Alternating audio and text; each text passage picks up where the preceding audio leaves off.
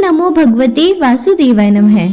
जय श्री महाकाल भक्तजनों, कार्तिक मास का एक एक अध्याय पवित्र और पुण्यदायक है। आज हम सुनने जा रहे हैं कार्तिक महात्म्य का अध्याय 22।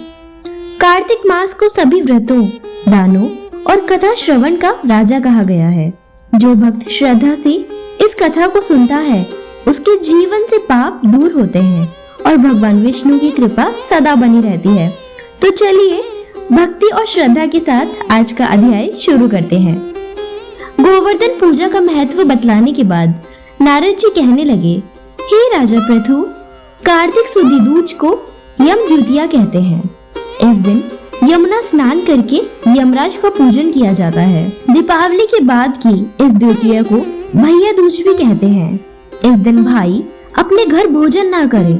यदि अपनी बहन ना हो तो गुरु की कन्या भी बहन के समान होती है, अतएव उसे ही बहन माने। इस दिन बहन अपने भाई की आयु बढ़ाने की कामना से 8 चिरंजीवियों मार्कंडेय, बलि, व्यास, हनुमान, विभीषण, कृपाचार्य, अश्वत्थामा और परशुराम का विधि पूर्वक पूजन करे। तत्पश्चात भाई को बुलाकर उसके तिलक लगाते हुए कहे, सूर्य, चंद्रमा, पृथ्वी, समुद्र, वेद, पुराण, तप, सत्य, ब्रह्मा, विष्णु, महेश, देवता, मुनि तथा धर्म मेरे भाई की रक्षा करे और जब तक पृथ्वी तथा सूर्यादि स्थित हैं, तब तक मेरे भाई की संतति चले। फिर बहन भाई को तिलक करके भोजन करावे। भाई भी अपनी श्रद्धा तथा सामर्थ्य अनुसार बहन को दक्षिणा दे। इतनी कथा सुनने के बाद राजा पृथु ने पूछा, हे देवर्षि, सब क्षेत्रों में उत्तम कौन सा क्षेत्र है? तब नारद जी कहने लगे, हे राजन, सब क्षेत्रों में उत्तम गंगा तथा यमुना का संगम है, जिसमें स्नान आदि करने की इच्छा ब्रह्मा आदि देवता भी करते हैं।